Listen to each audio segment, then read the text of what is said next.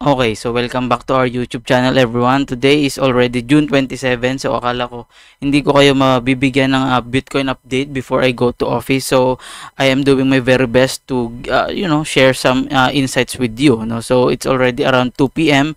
and Bitcoin is currently trading at around the 61k-ish area, to be specific around the 60,800-ish area, no. So sabi natin do sa mga recent videos, this portion is, or I am suspecting this to be considered as a WXYXZ or a complex wave.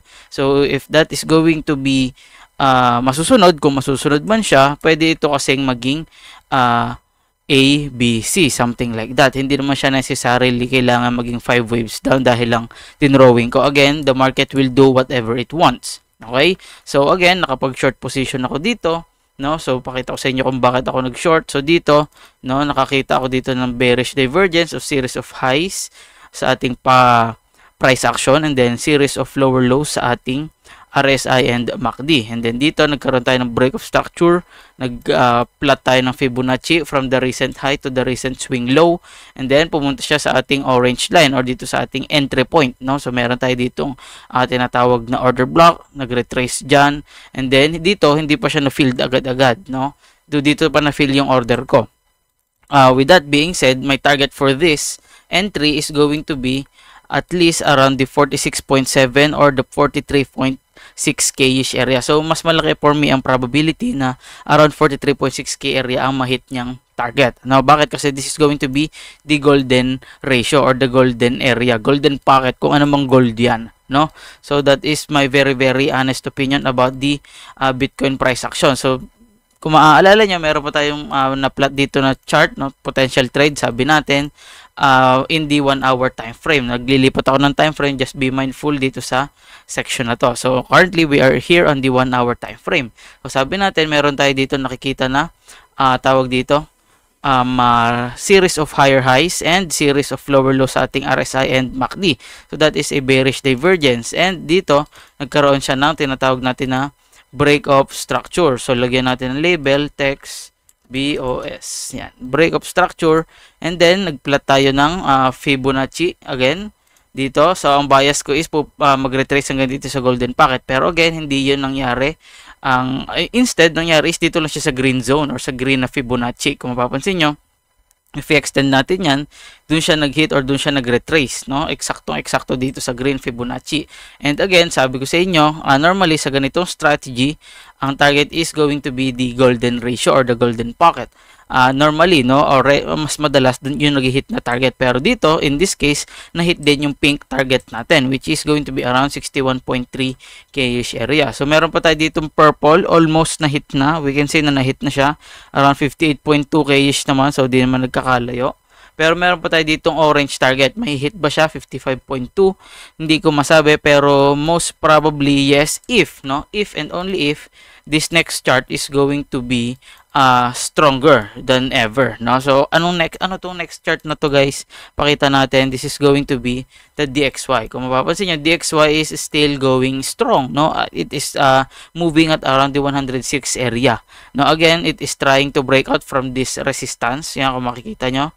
Kung hindi nyo kita, kakapala natin that resistance, no? Wala na kasi yung tumitibok ko na cursor, hindi ko lang kung paano ibalik.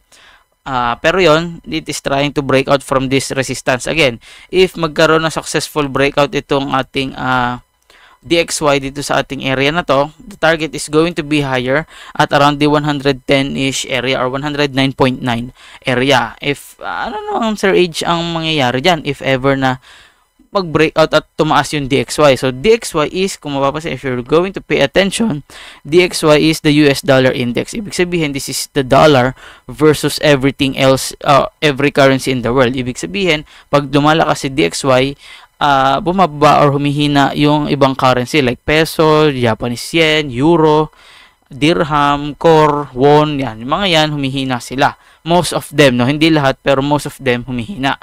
So if that is going to be the case, lalakas ang dollar, the most probable scenario is nagbebentahan na sila ng mga assets, like, let's say mga traditional stocks, mga bahay, ganyan, companies, yan, mga shares, they are going to liquidate their properties already. Kasi nga, mas malakas ang value ng dollar kumpara doon sa asset na hawak nila. Bago mag-depreciate yun, syempre gusto mo naman makasakay ka doon sa appreciating asset, which is in this case, in the current case, is going to be the DXY, which is this one. That is going to be DXY. Lumalakas siya.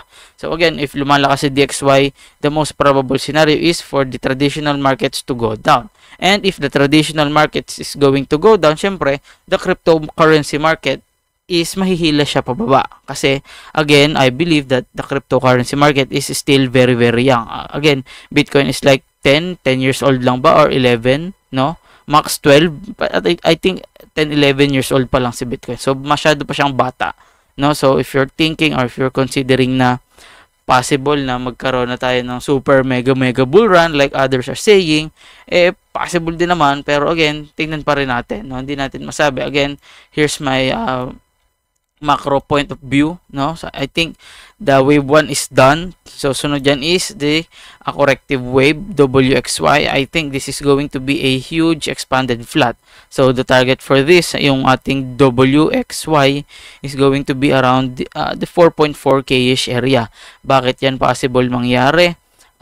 Dito ba yun? Meron pa tayo dito mga CME gap sa lower bracket or lower portion. This is going to be around the 3.6, 3.5k-ish area. Pwede pa rin niya ma-hit in my very honest opinion. No? Bakit? Kasi kung titignan nyo, it looks like a double top na to. Diba? If this is going to be a double top, that is going to be a bearish pattern. And if, again, if a double top is a bearish pattern, if maging double top na naman niya, let's say, bumaba ulit ito dito, magiging double top ulit yan, that is again going to be a bearish pattern. So again, for me, 4.6k or the lower 10k's, no, is going to be possible. No? So again, around siguro 9k yan, pwede yan. Extreme na yung mga 4 or 3.6k, that is going to be the extremist. No? So about sa link, at sa BNB upload natin, no? So sa link, hindi pa siya nagkakaroon ng breakdown. So hindi pa ako may entry na short, hindi pa rin siya bumabalik dito.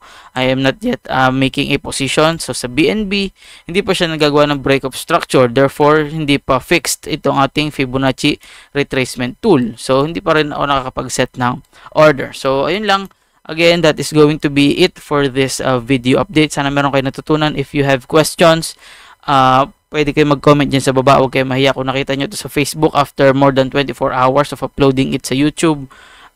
I-share nyo, i-like nyo, pusuan nyo, comment din kayo. No? So, yun lang. Meron tayo dyang website sa baba. Puntahan nyo. Lahat ng materials dyan is libre. Yun lang everyone. Sana marami kayo natutunan. Bye-bye. See you sa next video.